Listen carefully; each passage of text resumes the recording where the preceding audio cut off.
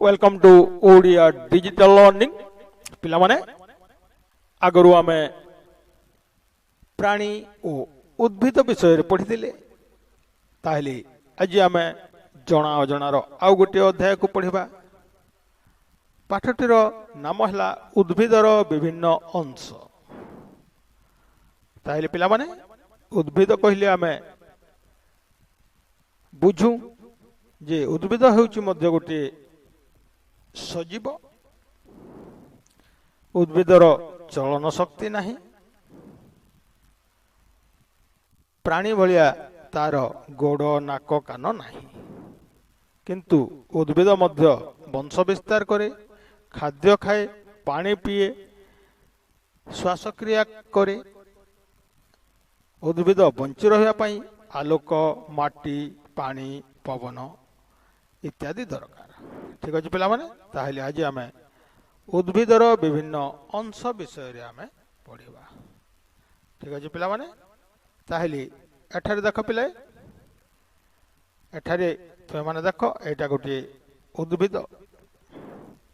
तुम माने जानिथिबो एटा गोटे बाइगण गछ। तुम पाठ बही रे मध्य एई चित्रटी तुमे देखि परिबो। ताहले एई बाइगण गछरे आमे जानिबा।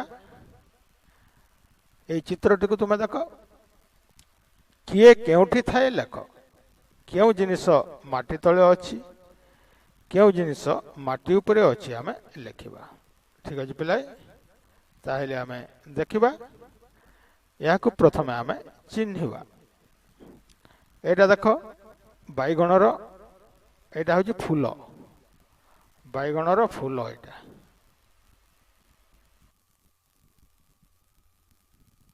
एटा होछि पत्र, एटा होछि फल।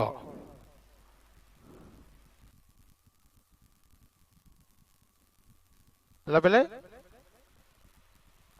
एटा होछि तार कांड।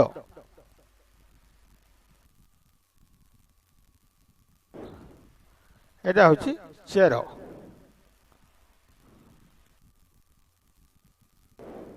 देखिल पिला, ताहले एबे आमे देखिबा एई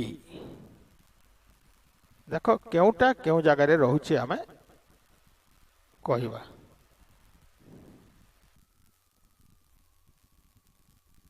पूर्व चित्रटी को देखि किए केउठी थाए आमे लिखिबा। माटी तळे केउठी थाए, माटी तळे किए रहउछि पिलाए, चेर माटी तळे रहउछि। चेर माटी उपरे किए थाए, मूलटा मध्य माटी को लाइक करि थाए। मूल फूलटा माटी उपरे रहउछि, फल माटी उपरे रहउछि, कांड माटी उपरे रहउछि। हला पिलाए, ताहले आमे जानिले। तापर देख पिलाए, तमाने देख याकु पढ़। गछर जेउ अंशटी माटी तळे थाए ता हेउछि मूल बा चेर। मूलरू जेउ अंश, जेउ सरु सरु शाखा प्रशाखा बाहरिछि से गुडी को शाखा चेर कहा जाय।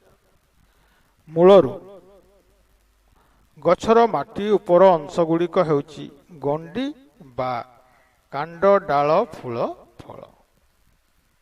बुझिल पिलाए, ताहले तुम माने देखिल एई बाइगण गछटी को देखि तुम माने लक्ष्य कर। गछर जो अंशटी माटी तळे थाए ता हेउछि मूल बा चेर। ताहले माटी तळे एई जगारू एई जगह को जो अछि एटा होछि मूल, एटा सब चेर। मूलरू जो सरु सरु शाखा प्रशाखा बाहरिछि से गुडिक शाखा चेर कहा जाय। ए जो शाखा चेर एमिति चेर रो एमिति चेर बाहरिथिबो से गुडिक होछि शाखा चेर। गछर माटी उपर अंश गुडिक होछि गंडी, एटा होछि तार गंडी। कांड এটা তার কাণ্ড, ডাଳ ଫୁଲ ଫଳ ପତ୍ର ଇତ୍ୟାଦି। ଏଇଟା ଡାଳ ପତ୍ର ଫୁଲ ଫଳ ଏସବୁ ହେଉଛି ମାଟି ଉପରେ ଥାଏ। ବୁଝିଲା ପିଲା? ତାହେଲେ ତୁମେମାନେ ଜାଣିଲ ମାଟି ଉପରେ କ'ଣ କ'ଣ ଥାଏ। ତାହେଲେ ଏଠାରେ ଆମେ ଦେଖିବା ଗୋଟିଏ ଲଙ୍କା ଗଛ, ଧାନ ଗଛ ଯଦି ଆମେ ଉଫାଡ଼ି ଆଣିବା, ଗୋଟିଏ ଲଙ୍କା ଗଛ ବା ଧାନ ଆଉ ଗୋଟିଏ ଧାନ ଗଛ ଆଣିବା, ସେହି ଘାସ ବା ଧାନ ଗଛର ଚେର ଓ ଲଙ୍କା ଗଛର ଚେରକୁ ଭଲ ଭାବରେ ଲକ୍ଷ୍ୟ କରିବା, ତାହେଲେ ତଳ କୋଠରୀରେ ଉଭୟ ଗଛର ଚେରର ଚିତ୍ର ଆମେ କରିବା। ଠିକ ଅଛି ପିଲାମାନେ? ଆମେ ଯଦି ଗୋଟିଏ ଧାନ ଗଛ ତୁମେ ଦେଖିଥିବ, ଧାନ ଗଛ ଏପରି ଧାନ ଗଛ ଥାଏ। ଧାନ ଗଛର ଚେର କ'ଣ ହେଇଥାଏ? ଏମିତି ଗୁଚ୍ଛା ଗୁଚ୍ଛା ହେଇଥାଏ।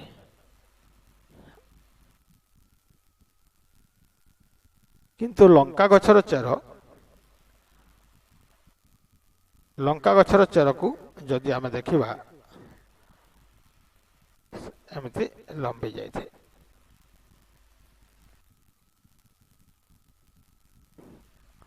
ତାହେଲେ ତୁମେମାନେ ମଧ୍ୟ ଧାନ ଗଛର ଚେର ଆଉ ଗୋଟେ ଲଙ୍କା ଗଛର ଚେରକୁ ନିଜେ ଆଣି ଦେଖିପାରିବ। ଯେତେବେଳେ ଚେର ମଧ୍ୟରେ କି ପ୍ରଭେଦ ରହିଛି ତୁମେ ଦେଖିପାରିବ ପିଲାଏ। ଠିକ ଅଛି ପିଲାଏ? ତାହେଲେ ଦେଖ, ଉଭୟ ଗଛର ଚେରରେ କି ପାର୍ଥକ୍ୟ ରହିଛି ଲକ୍ଷ୍ୟ କର। ତଳେ ଲେଖିବା, ଗଛର କାଣ୍ଡରୁ ଯେଉଁ ଅଂଶ ମାଟି ତଳକୁ କ୍ରମେ କ୍ରମେ ସରୁ ହୋଇଥାଏ ତାକୁ ପ୍ରଧାନ ମୂଳ କୁହାଯାଏ। ଗଛର ମୂଳରୁ କ୍ରମେ କ୍ରମେ ସରୁ ହୋଇଥାଏ, ଗଛର କାଣ୍ଡରୁ ଯେଉଁ ଅଂଶ ମାଟି ତଳକୁ କ୍ରମେ କ୍ରମେ ସରୁ ହୋଇଥାଏ ତାକୁ ପ୍ରଧାନ ମୂଳ କୁହାଯାଏ। ଗଛର ପ୍ରଧାନ ମୂଳ ନଥାଇ ଯେଉଁ ସରୁ ସରୁ ଚେର ବାହାରିଥାଏ ତାହାକୁ ଗୁଚ୍ଛ ମୂଳ କୁହାଯାଏ।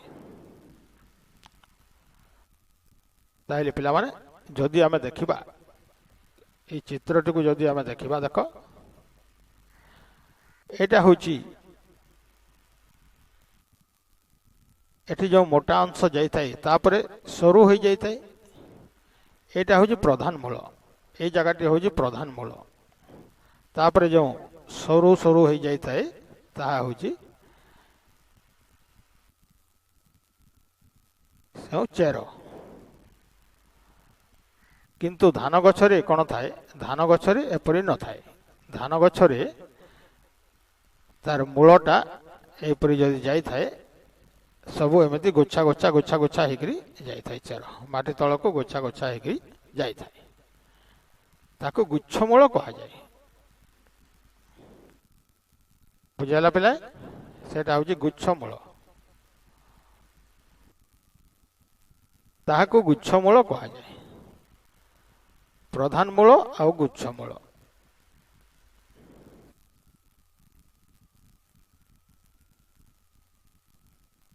ତାହେଲେ ପିଲାମାନେ ଏବେ ଆମେ ଦେଖିବା, ଆମେ ଦେଖିଲେ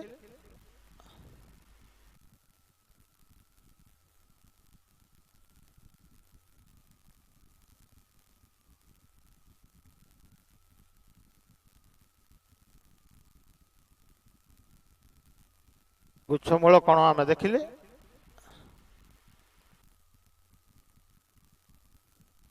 ତାହେଲେ ଆମେ ଯଦି ଦୁଇଟି ଗଛର ପତ୍ରକୁ ସଂଗ୍ରହ କରିବା, ଦୁଇଟି ଗଛର ପତ୍ର ସଂଗ୍ରହ କର, ପ୍ରତ୍ୟେକ ପତ୍ରକୁ ଖାଲି ଜାଗାରେ ରଖି ତାର ଧାରରେ ପେନସିଲରେ ଗାର ଟାଣ। ତୁମେ ଆଙ୍କିଥିବା ପ୍ରତ୍ୟେକ ପତ୍ରର ଭିତର ଅଂଶରେ ରଙ୍ଗ ଦିଅ ଓ ଚିତ୍ର ତଳେ ପତ୍ରର ନାମ ଲେଖ। ଠିକ ଅଛି ପିଲାମାନେ? ତୁମେମାନେ ଏହା ନିଜେ କରିପାରିବ। ଆମେ ଯଦି ପତ୍ର ଆଣିବା, ପତ୍ରଟିକୁ ଏମିତି ଆମେ ଧର ପତ୍ରର ଏମିତି ଚିତ୍ରଟିଏ କରିବା। ଏମିତିକା ପତ୍ର ମାନେ ତୁମେ ଦେଖିଥିବ ବିଭିନ୍ନ ପ୍ରକାର ପତ୍ର ରହୁଛି, ଏମିତିକା ପତ୍ର ମଧ୍ୟ ରହୁଛି।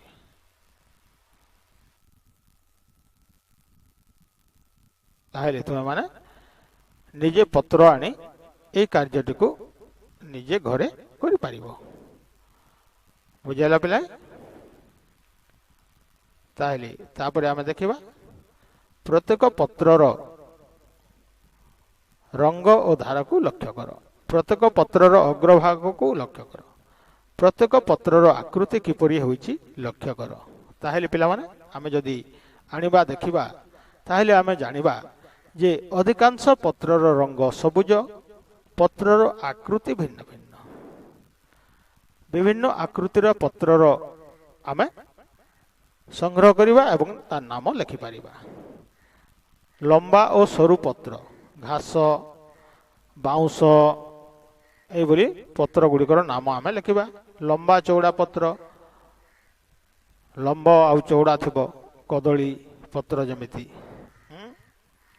अंडाकार पत्र बर पत्र पिपल पत्र टाइप बहुल पत्र वृत्ताकार पत्र पद्म पत्र कई पत्र एभली तो माने विभिन्न प्रकार पत्र आकृति संग्रह करिबो आउ निज खाता रे टिपी रखिबो हला पिलाय ताहले आमे जानिले एबे आमे देख ए बिंदु गुड़ी को जोड़ी आमे चित्र तैयारी करिबा फूलर चित्र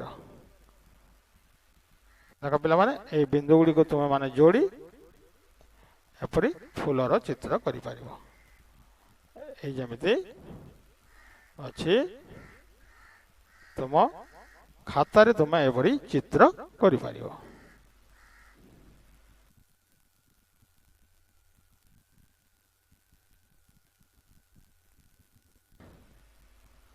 देखला पिला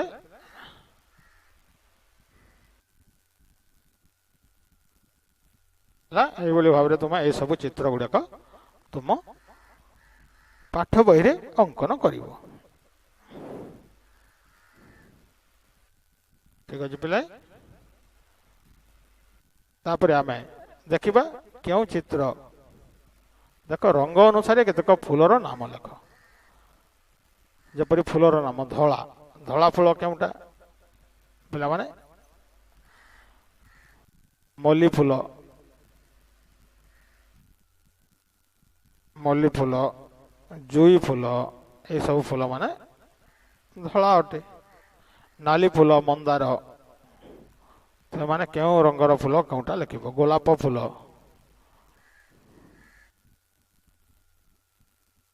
हलदिया फूल कौटा लिखिब कमला रंगर फूल नील रंगर फूल ये सब कार्य गुड़ाक तुम्हें तुम घर बाड़ी पड़िशा रे देखी एगुड़िक निज खाता रे नोट करी रखिब हला पिला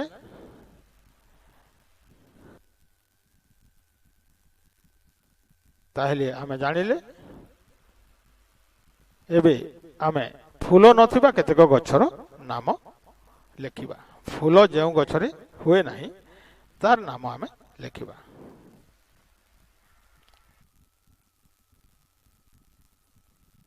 बाउंस बाउंस गछरे पिलाए तुमे फूल देखि नथिबो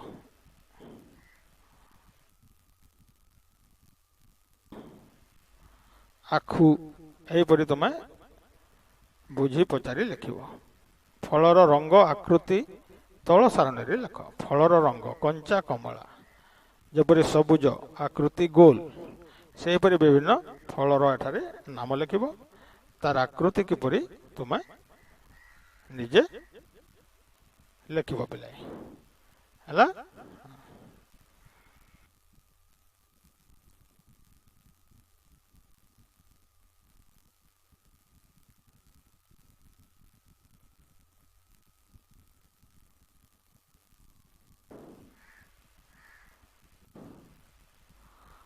तापर देख पिला एटा गोटाए फल ये फल रे तुम कौन देखुच एटा गोटे देख आंब आंब फल मझिरे गोटे टाकुआ बाहर तार तार मंजी एटा गोटे शिंब आंब रे देख मंजीर आकार किपरि अछि चेप्टा अछि शिंब रे मंजीर आकार गोल अछि आंबरे केतोटी मंजी अच्छी पिलाई गोटे मंजी अच्छी शिंबरे 1 2 3 4 मंजी अच्छी जो थे गोटे मंजी थाए से फल गुड़िकर तुम नाम लिख अनेक मंजी थी फल गुड़िकर तुम नाम लिख ठीक अच्छे पिला माने ताहले यही अभ्यास कार्य गुड़ी को तुम तुम पाठ बही रे करिबो पाख पड़िशा बाड़ी देखी तुम अभ्यास कार्य गुड़ी को करिबो एवं बही रे लिखिबो। धन्यवाद पिलाई।